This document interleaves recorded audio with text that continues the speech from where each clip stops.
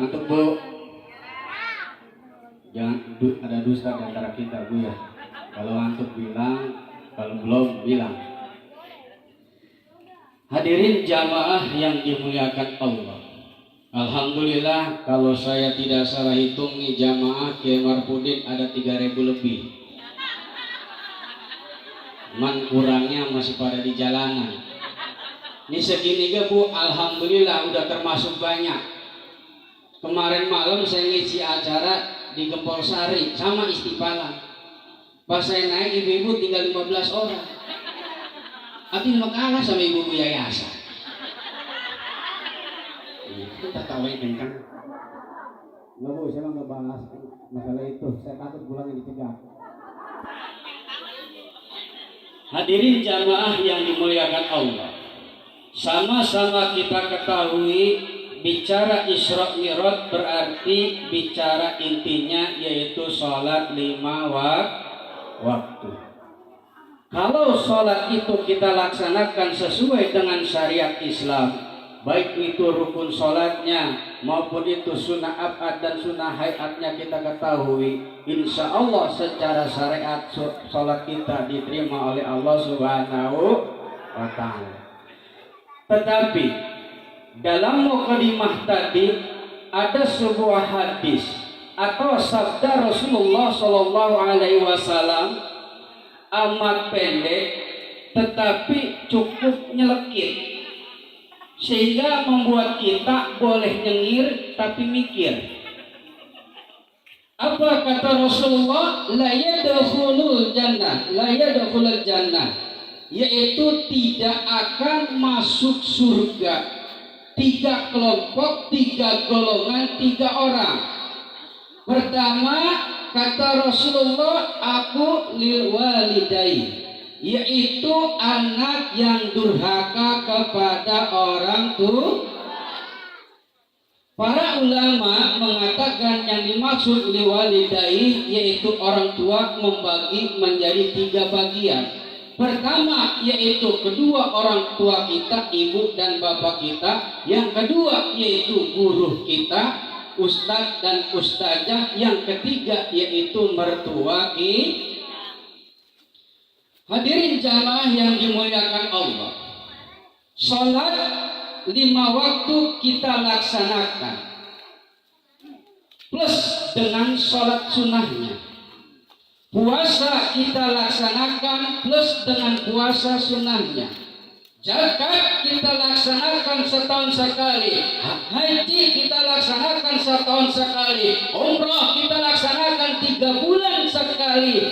Dan ibadah-ibadah yang lainnya kita laksanakan tiap hari bahkan sempurna. Tapi kata Rasulullah, jangan GR dulu. Ada 3 perkara yang bisa meluluh lantakan nilai pahala sholat kita, nilai pahala haji kita, nilai pahala zakat kita, nilai pahala puasa kita. Apa itu? Yaitu durhaka kepada orang tua. Kenapa? Sebab di dalam darah kita ada darah orang tua kita.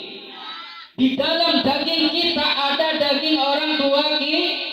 Bahkan di rezeki yang kita punya ada rezeki orang tua. Alangkah bodoh bimbloon alias tolol khusus ibadah tapi kebarengi dengan menyakiti orang tua. Nauzubillahi min. Salat jalan terus, ngomongin orang tua jalan terus, puasa jalan terus tapi nyakitin orang tua jalan terus. Bahkan kadang-kadang Bu, ketika orang tua menjadi raja, anak jadi pangeran. Tapi ketika anak yang jadi raja, kadang-kadang orang tua malah jadi bawahan. Hati-hati bagi diri kita yang sudah merasa sempurna ibadahnya, tapi kita ingkar atau durhaka kepada orang tua kita. Di sini siapa Bu ngacung yang orang tuanya udah meninggal dunia? Banyak. Berarti berpegang tangannya.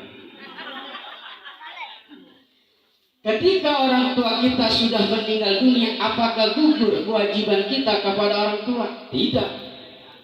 Sebab kewajiban kita sebagai anak kepada kedua orang tua, baik orang tua itu ada maupun orang tua tiada, tetap kita mempunyai kewajiban kepada orang tua.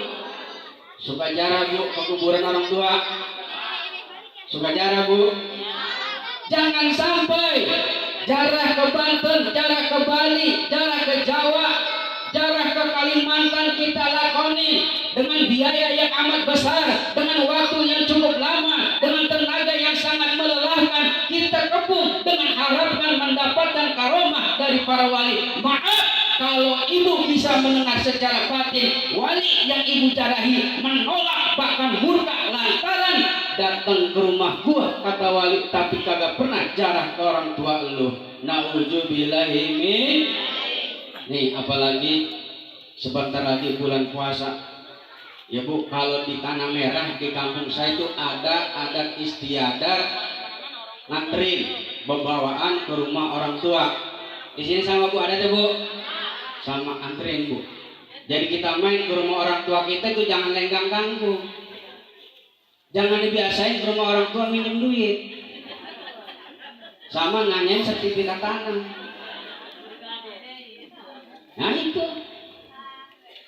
Kita bawa makanan atau minuman yang manis dan lezat kepada orang tua sambil kita minta maaf agar di bulan suci Ramadan ini kita diberikan umur yang panjang, sehat walafiat, agar bisa ibadah kita diterima oleh Allah Subhanahu wa Ta'ala. Kenapa? Sebab orang tua adalah keramat yang paling mustahil.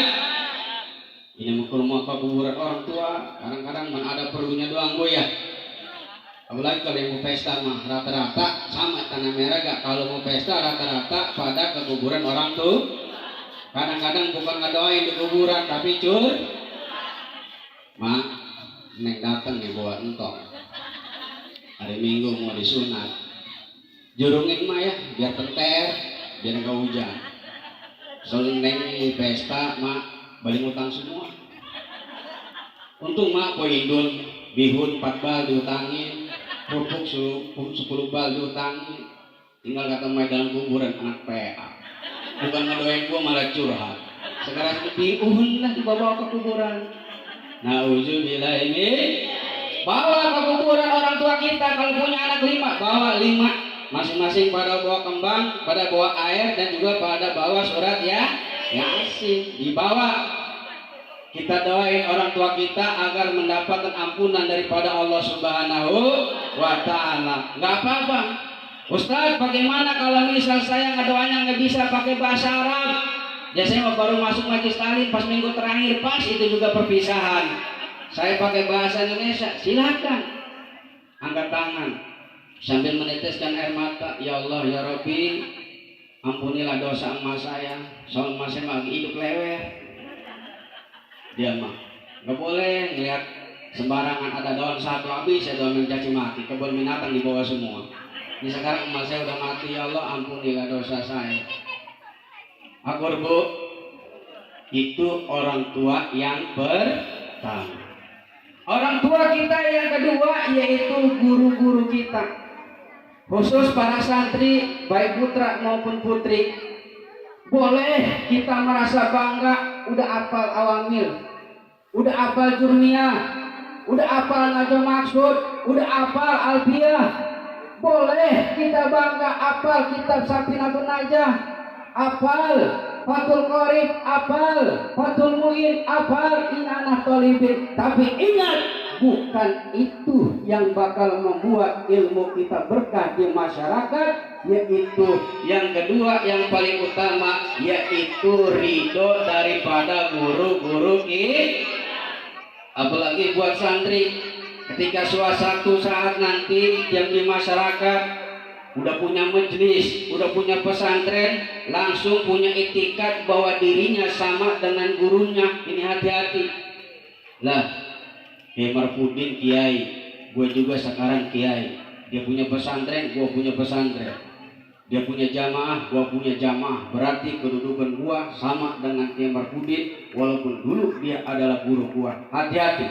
Kalau seorang santri sudah punya itikat seperti ini, maaf, tidak akan ada berkahnya ilmunya di masyarakat, bahkan ilmunya bisa berubah yang seharusnya maunat malah jadi istidroj gara-gara merasa lebih hebat daripada gurunya. Nauzubillahi min dzalik. Jadi yang pertama yaitu Bu adalah orang yang durhaka kepada orang tua dan juga yang durhaka kepada guru. Dan yang ketiga yaitu mertua kita. Ketika kita sama orang tua sayang, sama guru sayang, sama mertua juga kudu sayang. Apalagi kalau mertua kita kaya raya, tanahnya di mana-mana, itu kudu lebih kita sayang. Kenapa? Sebab tinggal menunggu penantian saja, Bu. Insya Allah AJB, akte jual beli agar berpindah kepada kita. Betul. Kita sayang, jangan sampai posisinya terbulak balik. Kadang-kadang mabuk, maaf. Kalau cium tangan sama kiai, cium tangan sama ustazah, bulak balik. Dikata ustazah tangan kalau belum encok mah. Terus bolak-balik giran sama orang tua. Lewat juga kagak cium tangan, malah nanya, "Mak, mana mak?" "Warung." "Apa lo?" "Kalian mak, rokok sebungkus." Jadi jangan sampai tebal. Sama kedua orang tua kita kudu hormat dan kudu memuliakan, sama guru juga kudu hormat dan kudu memuliakan, sama mertua kita juga kudu hormat dan juga kudu memuliakan. Yang pertama yaitu yang tidak akan masuk surga walaupun ibadahnya merasa sempurna, yaitu orang yang durhaka kepada orang tua, guru dan mertua.